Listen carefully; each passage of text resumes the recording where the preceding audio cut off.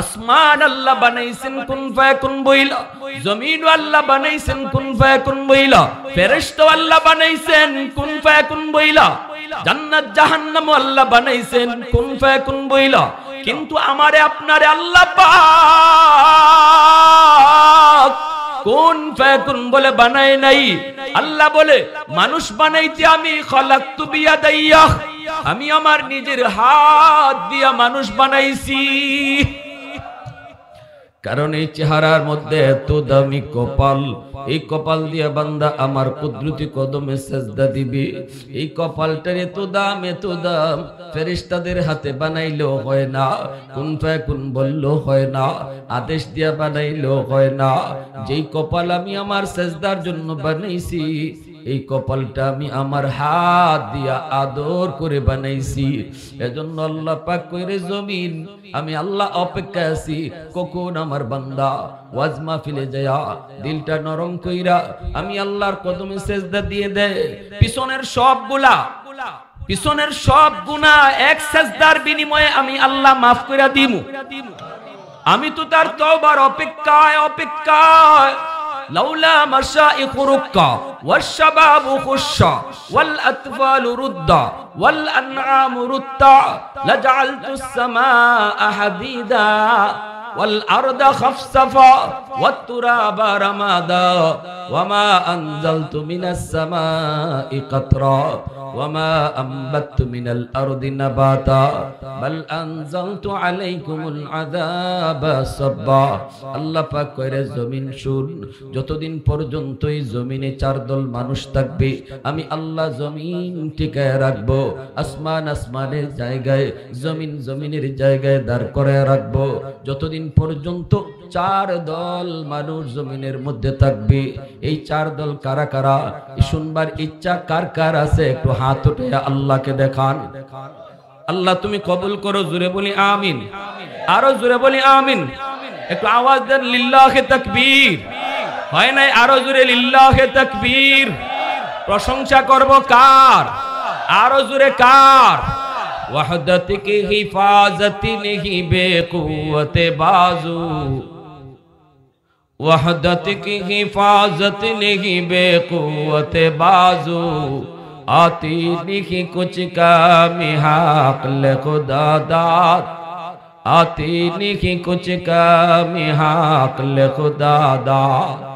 ऐ मर्द खुदा तुझको क़ुव्वत नहीं हासिल, जा बैठ किसी गार में अल्लाह को कर याद, जा बैठ किसी गार में अल्लाह को कर याद।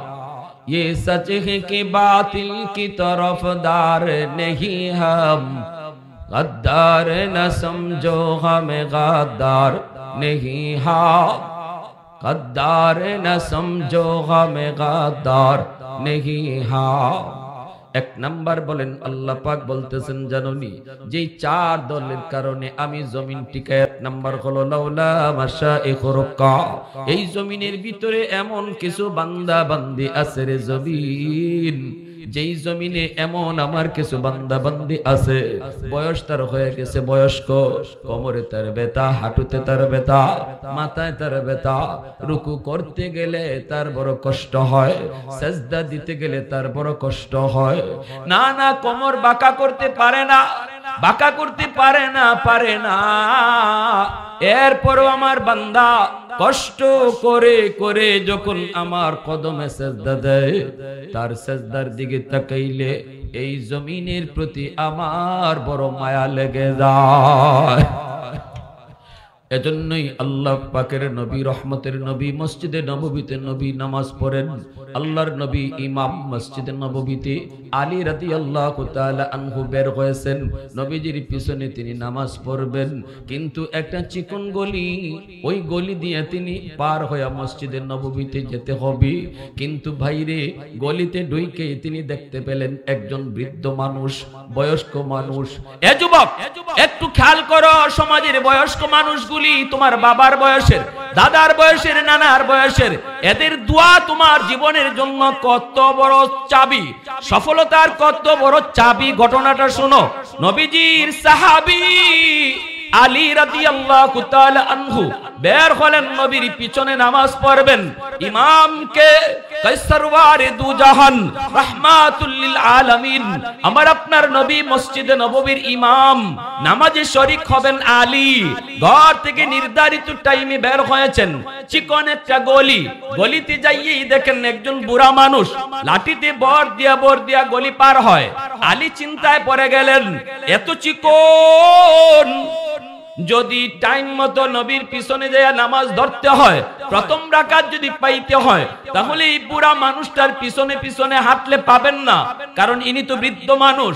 আস্তে আস্তে হাঁটেন, উনাকে একটু চাপ দিয়া, একটু বলতে হবে চাচা একটু জায়গা দেন, একটু চাপ দিয়া তারপরে যাওয়া লাগবে।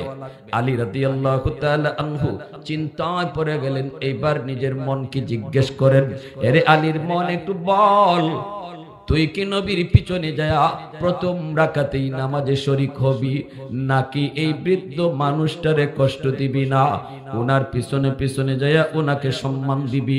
ওই বৃদ্ধ মানুষকে তুই সম্মান দিবি, নাকি নবীর পিছনে যায় প্রথম রাকাতেই শরীক হবি? বল তুই কোনটা করবি? তখনই আলীর মন কয়, না রে আলী, বৃদ্ধ মানুষকে আমার আল্লাহ সম্মান দেয়, বয়স্ক মানুষকে আল্লাহ নিজে সম্মান দেয়। এজন্যই রাসূল কয়, সাদা দাড়িওয়ালা মানুষ হাত উঠাইতে আল্লাহ খালি হাতে ফিরাই দিতে তার লজ্জা হয়। আলী রাদিয়াল্লাহু তাআলা আনহুর মন আলীকে নিষেধ করলো, না না, তুমি তার পিছনে পিছনে যাও, তবুও তারে কষ্ট দিও না, সম্মান দাও। প্রয়োজনে এক রাকাত নামাজ যদি নবীর পিছনে ছুটে যায়, ছুটে যাক, তুমি আবার পরে নিও। আলী পিছনে পিছনে রওনা দিলেন। আলী তো পিছনে পিছনে রওনা দিলেন, মনে মনে ভাবতেছেন রাকাত একটা চলে যাবে, এক রাকাত নবীর পিছনে তিনি পাবেন না। কিন্তু এই দিকে ঘটনা ঘটে গেল কি, আমার নবী রুকুতে যাওয়া মাত্রই আল্লাহ জিব্রাইলকে পাঠায় দিছে। আল্লাহর কাছে আলীর ওই আমলটা এত পছন্দ হয়েছে আল্লাহর কাছে। আল্লাহ কয়, জিব্রাইল তুমি যাও আমার বন্ধুকে যায় বলো রুকু যেন লম্বা করে, রুকু যেন লম্বা করে, আমার আলী যেন আমার বন্ধুকে রুকুতে আয়া পায়। সুবহানাল্লাহ, একটু জোরে কর না। আমার আলী যেন আমার বন্ধুকে রুকুতে পায়। জিব্রাইল আইসে কয়, নবী গো, মাথা তুলবেন না, মাথা তুলবেন না গো নবী, আল্লাহ পাকের ওয়ার্ডার, আপনার আলী নামাজে শরীক না হওয়া পর্যন্ত মাথা তুলতে পারবেন না। নবীজি তো এইবার কোনো কথা বলতে পারেন না। আমার রহমতের নবী নামাজের ভিতরে জিব্রাইলকে আর কোনো প্রশ্ন করলেন না। লম্বা একটা রুকু নবী করা শুরু করলেন। সাহাবায়ে কেরাম পিছনে, তারাও তো রুকু লম্বা করেন। সবাই তো টেনশনে, এত লম্বা রুকু মায়ার নবী কেন করেন? কেউ তো জানে না, জানেন শুধু আমার আল্লাহ। কেউ তো জানে না, জানেন শুধু আমার নবী। নবীকে জানাইলেন আমার আল্লাহ। এই দিকে রুকু লম্বা হলো, রুকু লম্বা হলো।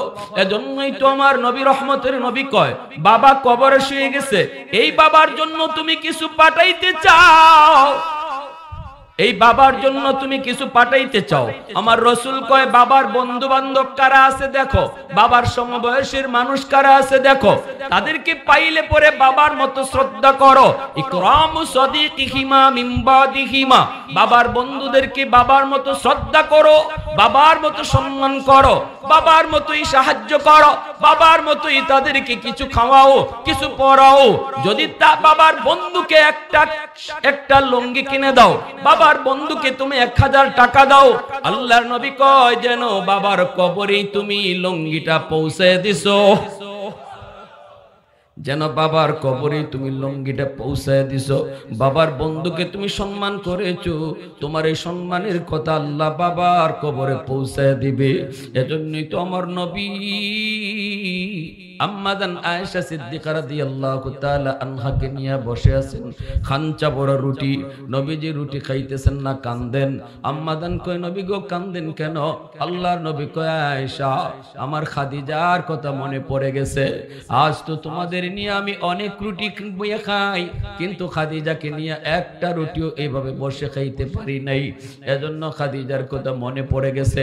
তোমরা তো সুখের দিনের স্ত্রী, খাদিজা ছিল আমার দুঃখের দিনের স্ত্রী, যাও আমার খাদিজাকে একটা রুটি দিয়ে আসো।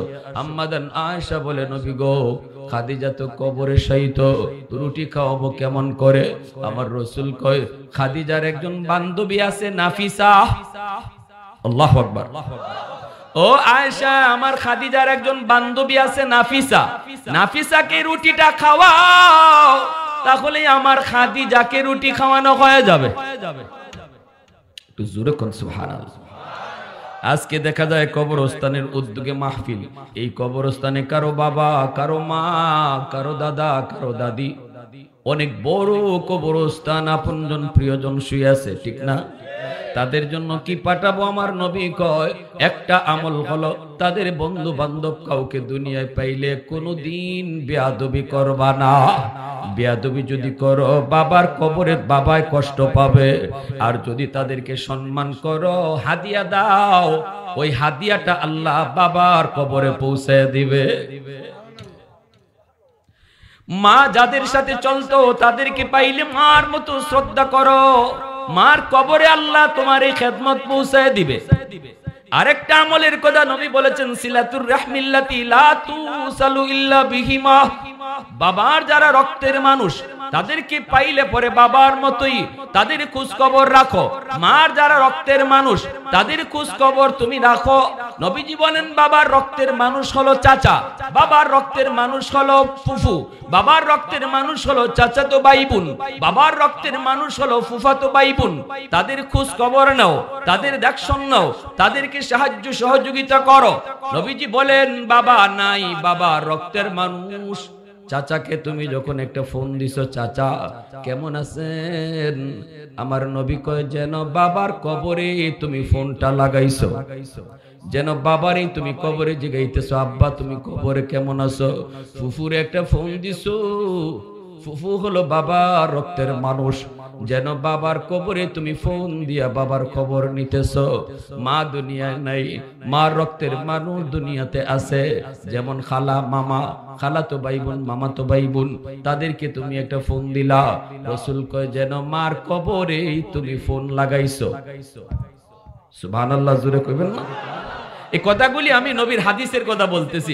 আমরা তো আমাদের মুর্দেগানের জন্য মন গড়া আমল করি। এমনকি ওই যে বললাম যে রক্তের মানুষের খোঁজ নাও।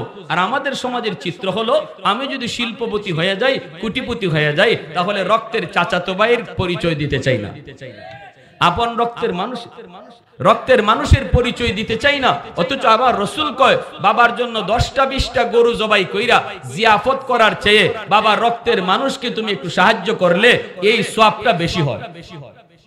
আল্লাহ এটা কবরে দ্রুত পৌঁছায় দেয়।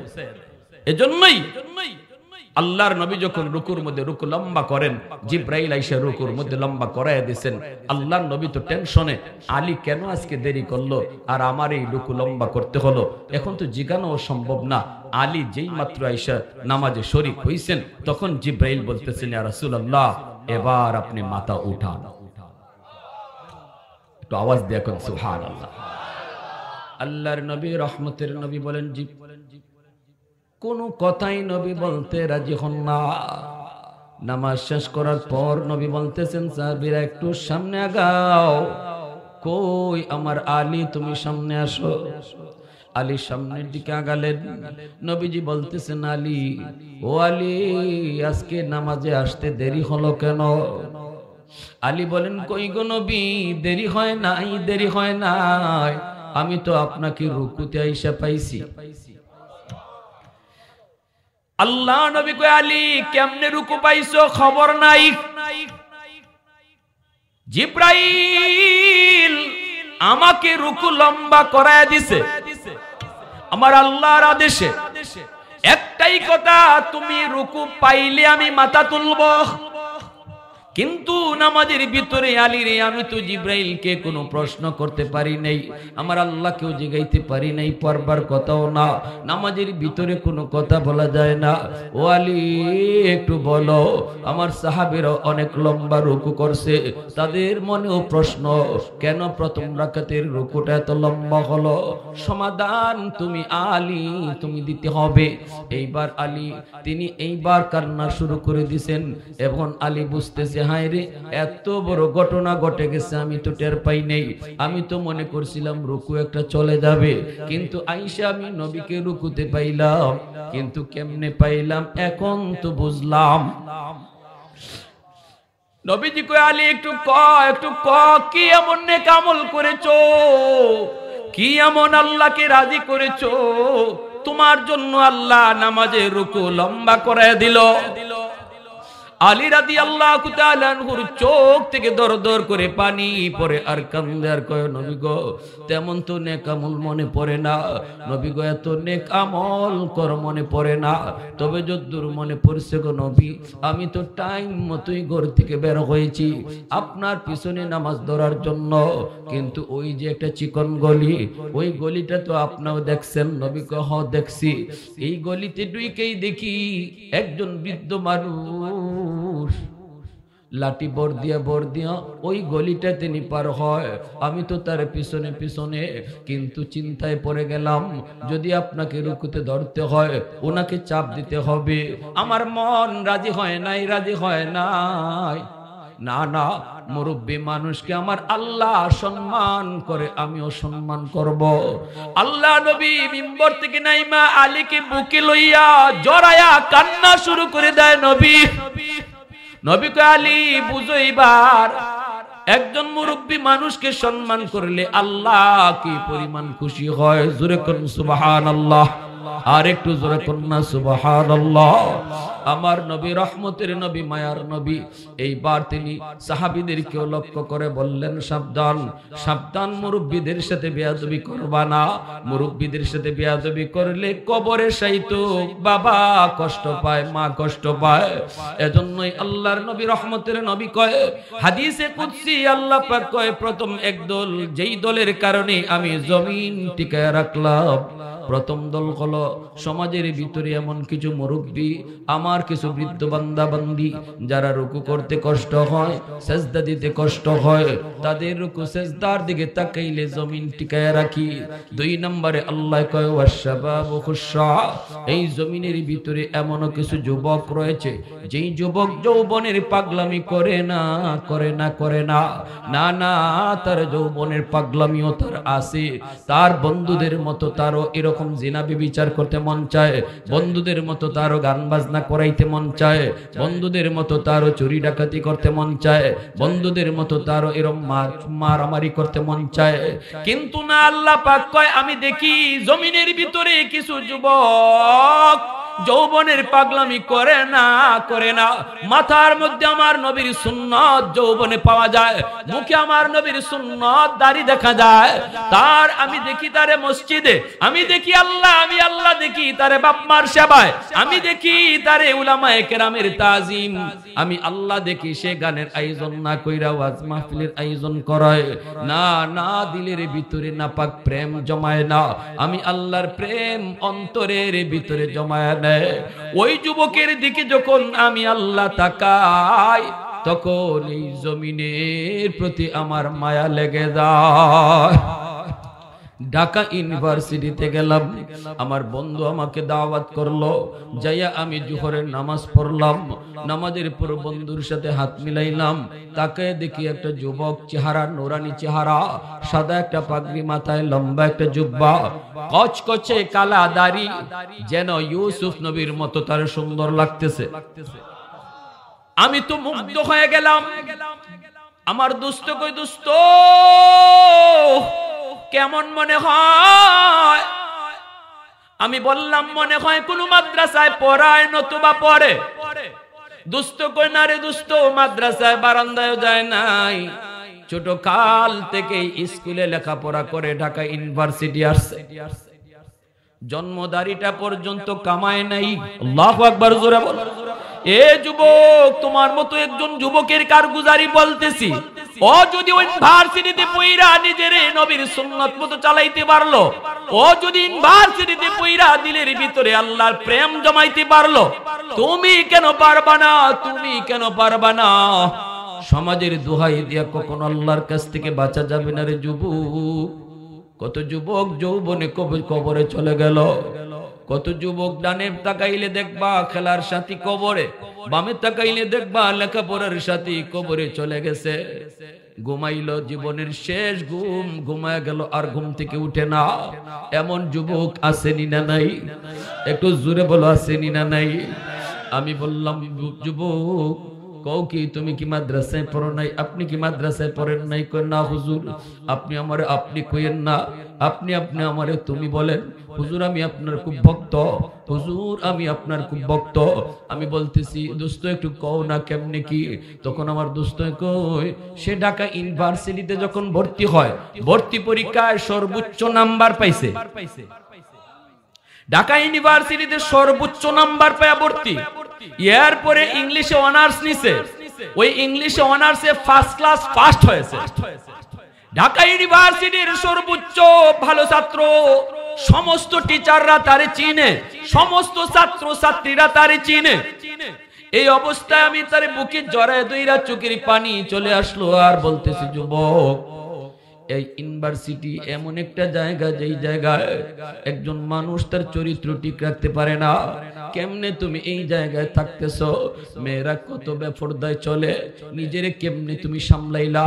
তুমি না একজন টক বকে যুবক, যৌবনের তাড়না আমি তোমার চেহারাতে দেখতেছি, তোমার চোখে মুখে দেখতেছি। তুমি কি তোমার যৌবনের কথা ভুলে গেছো? যুবক চোখের পানি চাই না, কেউ হুজুর একটু দোয়া কইরেন। আমার ক্লাসমেট মেয়েরাও আমাকে দেখলে সবাই মাথায় কাপড় দিয়া দেয়। ইউনিভার্সিটির মেয়েরা আমারে দেখলে মাথায় কাপড় দিয়া দেয়। এতটা সম্মান, এতটা ইজ্জত আমারই করে। এ যুবক, তোমার মতো যুবকের কারণেই আল্লাহ বলে এই জমিন টিকায় রাখছেন। এই জমির আল্লাহ তোমার মতো যুবকের কারণেই আল্লাহ টিকায় রাখছেন, আল্লাহ টিকায় রাখছেন। ওয়াশবাবু খুশরা, ওয়াশবাবু খুশরা। একটু নিজেরই বুঝাও, তুমি তোমার মূল্য বুঝো না, কিন্তু তোমার আল্লাহ তোমার দাম বুঝাইতেছে। এজন্যই যুবক যৌবনে আল্লাহর ওলি হয় তাড়াতাড়ি। একজন বৃদ্ধ মানুষ যত তাড়াতাড়ি আল্লাহর ওলি হয়, যুবক এর বহু আগে আল্লাহর ওলি হয়ে যায়। কারণ যুবকের সেজদার দাম বৃদ্ধকালের সেজদার চেয়ে আল্লাহর কাছে 1000 গুণ বেশি। ওয়াল আতফালু রুদ্দা, আল্লাহ বলে 3 নম্বর হলো, ঘরে ঘরে কিছু শিশু বাচ্চা আছে, এই শিশুদের উপরে নামাজ নাই, রোজা নাই, হজ নাই, যাকাত নাই, এদের উপরে শরীয়তের কোনো বিধিবিধান নাই। গুনাহ যদি করলো তার মা, গুনাহ যদি করছে তার বাবা, গুনাহ যদি করছে তার ভাই। তাদের গুনার কারণে জমিনে যখন গজব আসতে চায়, আমি আল্লাহ দেখি ওই ঘরের মধ্যে কিছু শিশু বাচ্চা আছে, এই শিশুদের কোনো গুনাহ নাই, এদের কোনো গুনাহ নাই, কিন্তু গজব আসলে শিশুরাও গজবের মধ্যে পড়ে যায়। শিশুদের টুট ভাঙ্গা করে কান্না যখন আমি আল্লাহ দেখি, তখনই এই জমিনের প্রতি আমার মায়া লেগে যায়। এজন্যই সাবধান করে শিশু বাচ্চাদেরকে অহেতুক মারধর করবেন না। এই যুবক মনে রাখো, শিশুদেরকে অহেতুক মারধর করবেন না। মনে রাখবেন, আমার ঘরে ছোট্ট শিশুটা, তার উসিলায় আল্লাহ আমাদেরকে খাওয়াইতেছে। নতুবা আমরা যেই গুনাহ করি আল্লাহ রিজিক বন্ধ করে দিত, ওই শিশুটার কারণে আল্লাহ ঘরের সবাইরে খাওয়াইতেছে। ওই শিশু বাচ্চাটার উসিলায় আল্লাহ আমাদেরকে খাওয়াইতেছে। এজন্য আমার নবী, রহমতের নবী, শিশুদেরকে দেখলে নবীজি কুলে নিতেন, চুমু খাইতেন, আল্লাহর নবী আদর করতেন। নবীজি ঘোড়া হয়ে যাইতেন, হাসান হুসাইন নবীর পিঠে উইসা ঘোড়া দৌড়াইতেন। জোরে কন্যা সুবহানাল্লাহ। এটা আমার নবীর বহুত বড় সুন্নত।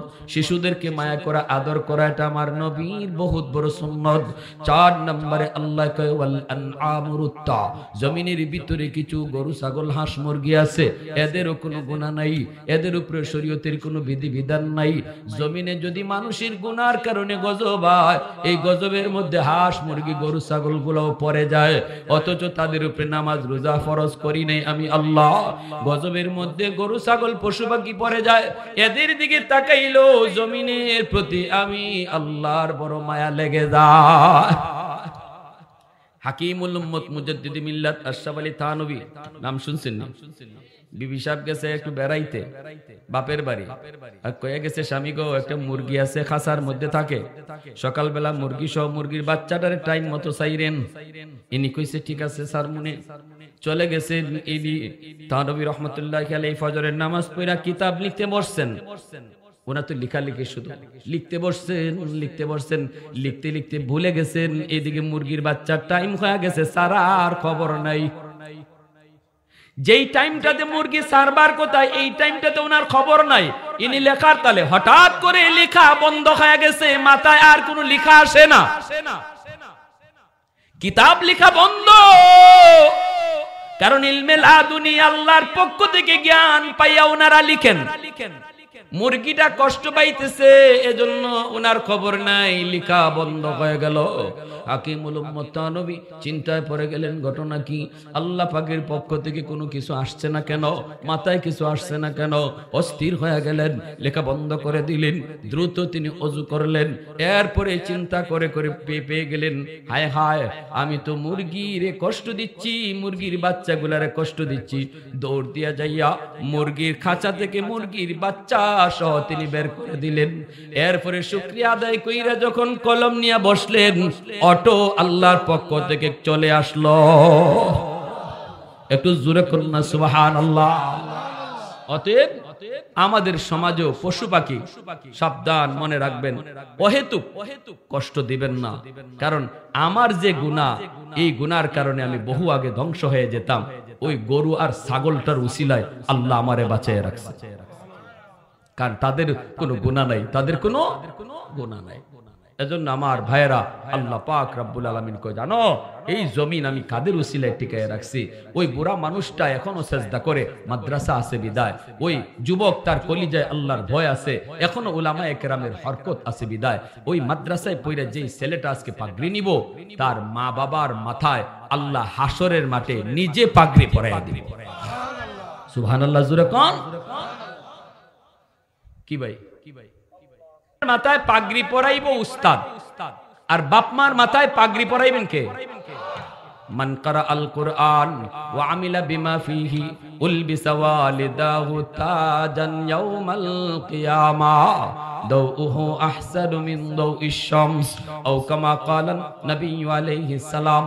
এজন্যই রাসূল কয় মা বাবার মাথায় পাগড়ি পরাবেন আল্লাহ হাসরের মাঠে, এমন একটা পাগড়ি যেই পাগড়ির পাওয়ার সূর্যের পাওয়ারের চেয়েও বেশি হবে।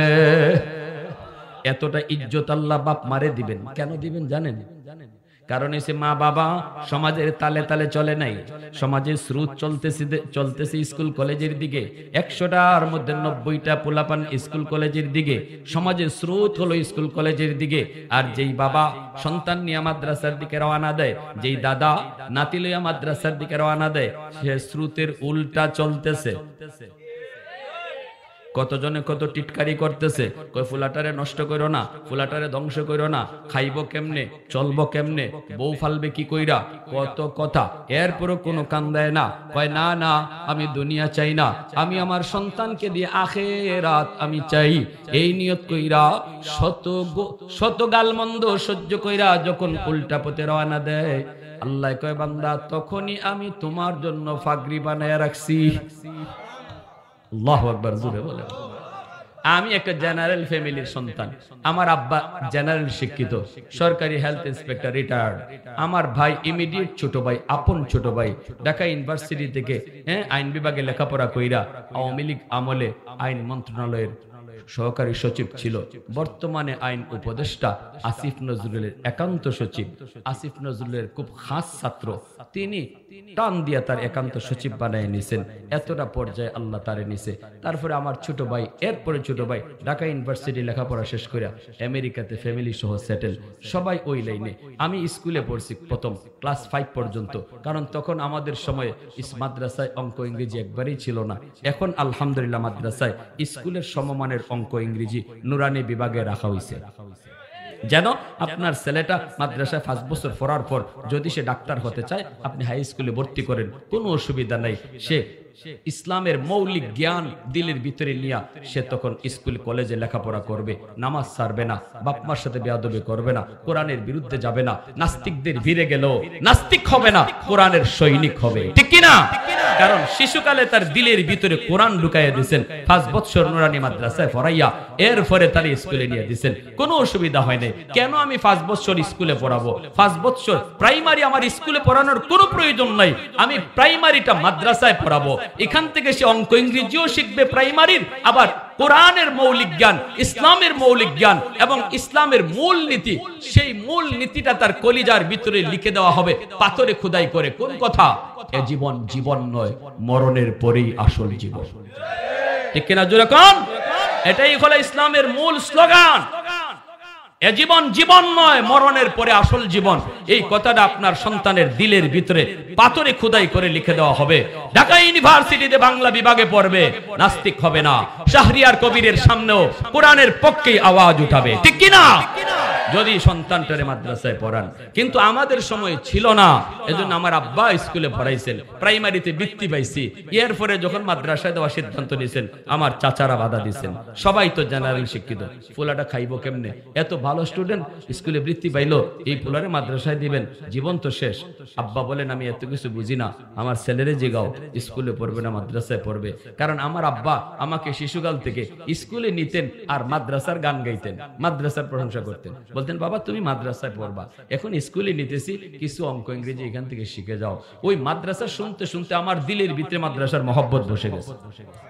চাচারা যখন জিজ্ঞাসেন বাবা স্কুলে পড়বা না মাদ্রাসায়, আমি ফার্স্ট চান্সে বলছি মাদ্রাসায় পড়ব, ফাইনাল। বলুন এবার আপনারা বলুন, আমার আব্বা কি ঠকছেন না জিতছেন? জোরে বলেন।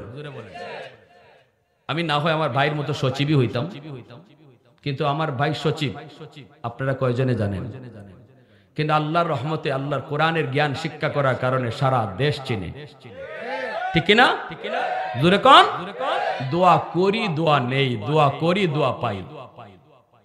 আলহামদুলিল্লাহ আমার ভাই আলহামদুলিল্লাহ দিনের পথে আছে, দিনের লাইনে আছে এবং অত্যন্ত সৎভাবে চলে, যার কারণে কোনো লাল কালি তার পিছনে নাই, সর্বমহলেই গ্রহণযোগ্য।